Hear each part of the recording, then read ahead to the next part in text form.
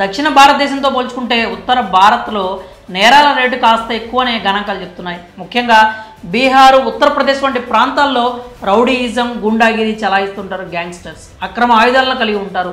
గ్యాంగ్స్టర్లు, రౌడీలు, గూండాలు ఇల్లీగల్గా వాటిని కొనుగోలు చేసి అమాయకుల ప్రాణాలు తీస్తున్నారు. దీంతో రాను రాను నేరాల సంఖ్య పెరిగిపోయింది. అయితే యూపీలో యోగి ఆదిత్యనాథ్ సర్కార్ కొలువుదీరిన నాటి నుండి గ్యాంగ్స్టర్లను ఏరి పారేసేందుకు కంకణం కట్టుకుంది.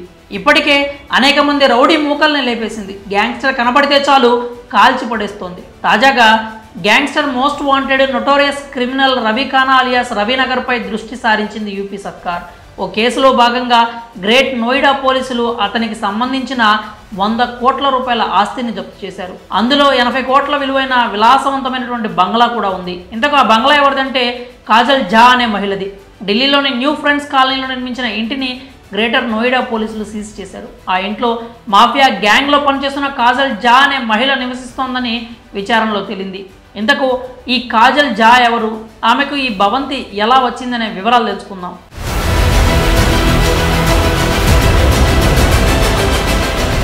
కరుడుగట్టిన గ్యాంగ్స్టర్ రవి గర్ల్ ఫ్రెండే ఈ కాజల్ ఝా. ఆ ఇంటిని రవి ఆమెకు బహుమతిగా ఇచ్చినట్లు తెలుస్తోంది. Bar and scrap mafia Ravi Khana ముఠాపై దృష్టి సారించారు పోలీసులు. ఈ క్రమంలో నగరాల్లో నిరంతర దాడులు చేస్తున్నారు. ఈ గ్యాంగ్లో 2 గ్యాంగ్స్టర్ల ఆచూకీ తెలియడంతో చర్యలు మొదలు పెట్టారు.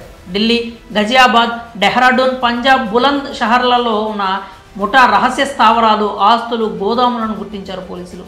అందులో భాగంగానే సుమారు 100 కోట్ల రూపాయల ఆస్తులను సీజ్ చేయగా అందులో కాజల్ ఝా నివసిస్తున్న భవనం కూడా ఉంది. ఈ భవనాన్ని పోలీసులు సీజ్ చేశారు. కాజల్ ఝా ఉద్యోగం కోసం వెతుకులాడుతున్న క్రమంలో గ్యాంగ్స్టర్ రవితో పరిచయం ఏర్పడింది. చివరకు అతని గ్యాంగ్లో చేరింది.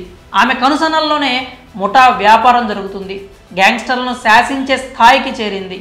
రవితో సంబంధం ఉన్న మాఫియా గ్యాంగ్లోనే కాజల్ ఝా కూడా పనిచేస్తోంది. ఇప్పుడు ఈమె ఉండే నివాసాన్ని సీజ్ చేశారు పోలీసులు. అంతేకాకుండా గుర్తించిన రహస్య స్థావరాలపై త్వరలో దాడులు చేయనున్నారు.